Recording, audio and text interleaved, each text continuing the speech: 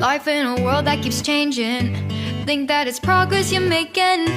Copy and paste pretty faces all the time. Pictures so perfect we play. Hello everyone, welcome to Anointed Lady TV, the home of news and politics. If it is your first time in this channel, you are highly welcome. Thank you so much for stopping by. And if you like what we do on this channel, hit on the subscribe button, also put on the notification bell so you'll be notified by YouTube anytime we drop a new video. And if you are returning subscribers, thank you very much for always coming back to watch our videos. On this platform, we drop videos every day and we react to every video that come our way. And on this very video, I will be watching with you. And after watching, let's go to the comment section and drop our opinion constructively. Like our videos and also share our videos if possible. See you next time in my next video. Let's continue on what's trending. Fuel queues that were witnessed across the country have begun to disappear barely 24 hours after the Nigerian National Petroleum Company adjusted the pump price of petrol by nearly 200%. Some Nigerians who cannot afford to purchase fuel at the new rate have had to abandon their vehicles to opt for other means of transportation. In the Federal Capital Territory, Abuja, our reporter spoke to some residents. Big sad. Yesterday I almost shed tears. I used to fill this tank with 14,000 naira, but now you times it times 3. You understand? 14 into 3 places is a very big amount of money. I was able to buy 8,500 yesterday, just 15 liter. I live in Jukwe. Just for me to go to Jukwe and come back, the whole thing was gone. Honestly, it's something that, how will average earning individuals who drive a car, how will they survive? You have to spend at least 40-45K every time you have to fill up your tank, so how much is the salary? How much are you earning that you have to spend like 45,000 naira to fill up your tank? And that is the point. How much are we earning to spend all that money? We have to talk about these, whether it's called palliatives or what have you. But, people are, coming up with new measures to try to get to work. Either you're doing shared rides, carpool or whatnot. But, I saw a picture of a member of the Adamawa State House of Assembly, Haruna Jillian Tikiri, who has opted for an electric bicycle instead of a car due to the high cost of fuel in the country. There's the photo right there, Rufai. The lawmaker is said to also be the chief whip of the State House of Assembly as well. This is what we should be seeing, hopefully, in the future if we can. But the point is, he has electricity, correct? if you're going to get an electric bicycle, how do we also... You also need to buy petrol exactly, to put in generator to charge the electric vehicle. Plenty ways. Well, in the meantime, the Group Managing Director of Nigerian National Petroleum Corporation Limited, Mele Kyari, while fielding questions from journalists at the end of the closed-door meeting with members of the National Working Committee of the All Progressives Congress on Thursday, revealed that President Bola Ahmed Tinubu has directed that some palliatives be put in place to cushion the effect of the subsidy removal on Nigerians. We talked about this again yesterday, Rufai. More on palliatives. But let me just take some reactions from social media users. Actually, this is from Omoyele Showore. He wrote, "Workers' minimum wage is 30K per month. Tinubu just stumbled a few times at his inauguration, and the only thing he could say was fuel subsidy is gone. He didn't say next minimum wage is now 250K. And now those who claimed this is good for Nigeria are stranded at home, unable to pay their way to work. Those who said an increase in minimum wage would lead to inflation are not saying a 300% increase in fuel price will kill everyone, even the middle class, if there exists any. They don't care about you."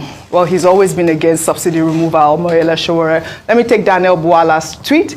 He wrote, "Removal of fuel subsidy is the greatest good our nation needs. But if cushioning effect is not made available first, before the removal, it will place the masses under heavy and unbearable burden.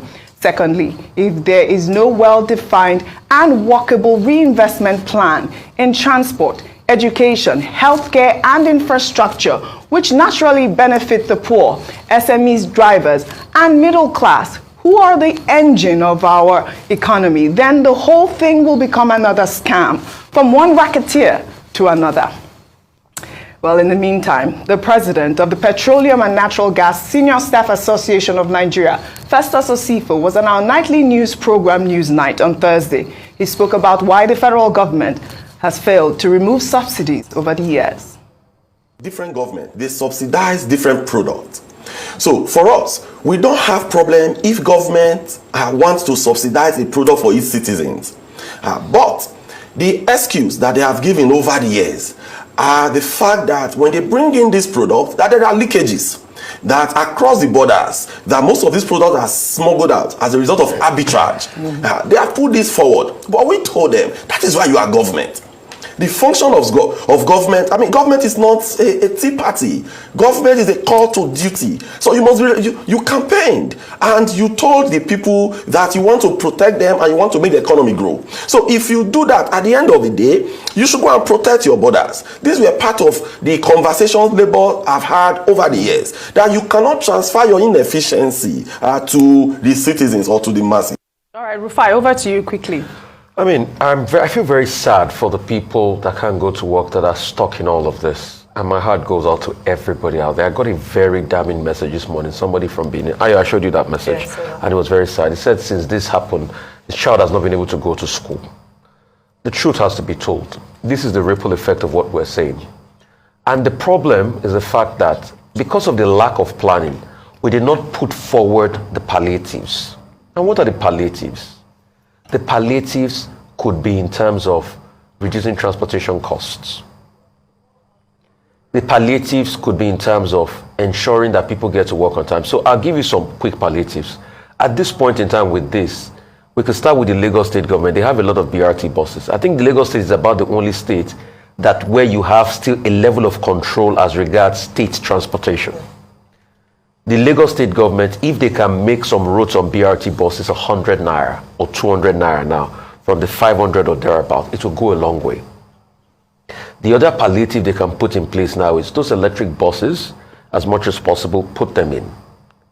The third threshold of palliatives is how we can ensure, and I don't know how they're going to do it, how we can ensure that price of basic staple commodity reduces. I don't know how we can do it, but we'll have to think through that. You know why I'm saying that?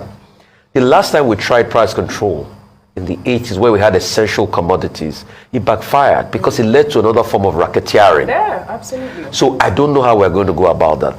But you need to set those palliative in place to be able to reduce the burden on people. But you see, all of this is also difficult because we are a very largely informal country. And government has not done a lot at capturing the informal sector. So take, for instance, Angola pulled out subsidy, a little subsidy. Normally, their open market price is about 553 kwanza. Mm-hmm. The subsidy they pull out now increased the price from 160 to 300 kwanza. But the ameliorating effect they are putting now is they are still subsidizing for taxi drivers and for fishermen. Yeah. So when are we going to put in the palliative? But the problem I have with us is the fact that we have not even thought of the palliative. We're just saying palliatives. What are the palliatives as we speak? What is the framework? And that is a very important question. So there's nothing on ground. And that's why you're seeing all of this effect on the lives of the people. Is the government going to at least provide probably school buses? Right. You know, for children to be able to go to school and things like that. So they need to come out. And it shows when you don't plan for something, this is what you get. And that's why people are suffering this way. Yeah, I also wanted to touch on Pengasson boss, where he talked about the control of the land border. But I thought it was quite instructive that President Tinubu met with security chiefs and talked about, you know, securing the land. But I think that's also a very good step that he has taken there. Yeah. But you're talking about palliatives. Earlier, I believe that I also saw Mr. Chike Obi talk about, you know, whether it's food stamps or SNAP benefits, it's the same thing. But how are those funded? They are funded by the United States Department of Agriculture and federal taxpayers. That's another way. I mean, if they have to fund it through that, that's another way to look at our Ministry of Agriculture, are they producing enough? Are we going to be able to make those cards for those palliative? We also spoke about the $800 million that was borrowed from the previous administration. We need to also see that put in place. But there's also the, cutting down of governance. I mean, we can save a lot from that as well to try to get those palliatives in place as well for the poorest of the poor, which is the most important thing. Ayo, really right, quickly. so there are a number of savings that can help to cushion the effect, and you've talked about one, which is cost in governance, and I think Nigerians want to see that happen immediately. Absolutely. We want to see that happen immediately, and let's see how much money we're able to save to fund these palliatives, and you mentioned the others. But the first time palliatives became a very popular word, Oji, was during COVID. Yes. And COVID happened on us. So we didn't have time to plan, not just Nigeria, but across the world. So we reacted or responded to the needs of people based on a daily, we kept coming up with policies, and then we had the car COVID, the private sector came on board. The difference between COVID and fuel subsidy removal is that fuel subsidy removal should not have happened on us immediately. It's something that could have been planned, it's something that could have been made, a provision could have been made for it, which I am hoping this present administration has done. Now, going back, I'll come back to this conversation. I just wanted to set that tone into that palliatives should have been something that we plan for ahead of time, and we already know which funding is going to go to what. But now we're here, everyone is an analyst now, we're giving recommendations to the government. Everyone should, we're a general think tank. But going back to, Nigerian think tank. But going back to the picture of the house of Adamawa State, who was riding an electric bicycle. Yes. How much is an electric bicycle, OJ? Actually, the cost of a new one is between 200,000 naira and 500,000 naira. How many people can afford it? The cost of a used one is between 80,000 naira and 300,000 naira. That's on one hand, people cannot afford it. Absolutely. Simple. The second part is safety concerns. Look at him without a helmet. Well, I don't know if he was actually riding or No, I'm even using him as an example. I'm just saying that, furthermore, if we're going to have alternative sources of transportation, there are other regulations and guidelines that will come into place. Yes. Have we planned for that? Absolutely. Have we prepared for that? What's the fallout of people looking for other options? There are safety concerns around even carpooling. We have issues around kidnapping. Have we thought about the security effect or impact of these things? There are so many conversations that we should have had a number of people come together to make sufficient plans for this. But here we are. The first one, and then I'll move on, is recommendations in terms of what can we do. This is where empowering the local government would be excellent, because they are the ones most in touch with the people in their community. Get people, and hopefully this will be better managed than we had the car COVID issue or COVID issue where palliatives were missing. Absolutely. Let the most vulnerable go to schools, get the children eating, and I love the idea of the school buses funded by government. Absolutely. Excellent one, but so many things need to be considered. I love that.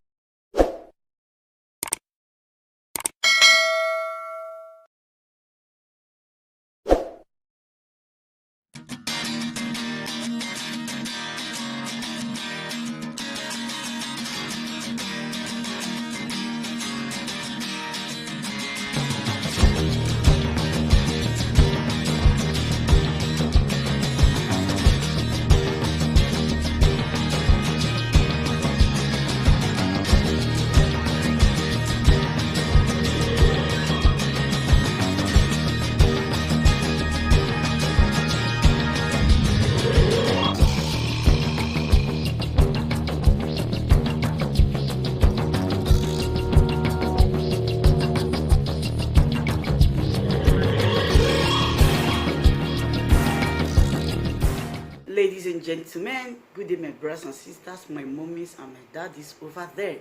Is your sister again, your doctor, your friend, your girl, Anointed Lady TV.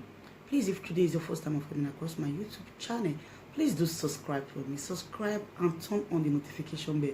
So each time I upload any video, you will be notified. So in this my channel, I will be bringing up many things to you in which you will benefit from it. I do talk show, I do news, anything you want to talk about, I am into it. Please subscribe and turn on the notification bell.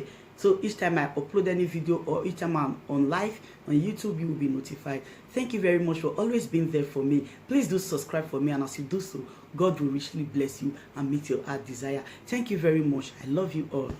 Ladies and gentlemen, good day, my brothers and sisters, my mummies and my daddies over there. Is your sister again, your doctor, your friend, your girl, Anointed Lady TV. Please, if today is your first time of coming across my YouTube channel, please do subscribe for me. Subscribe and turn on the notification bell.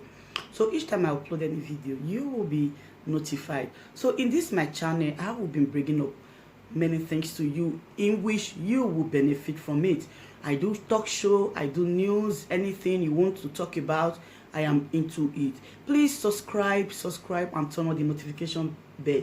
So each time I upload any video or each time I'm on live on YouTube, you will be notified. Thank you very much for always being there for me. Please do subscribe for me, and as you do so, God will richly bless you and meet your heart desire. Thank you very much. I love you all.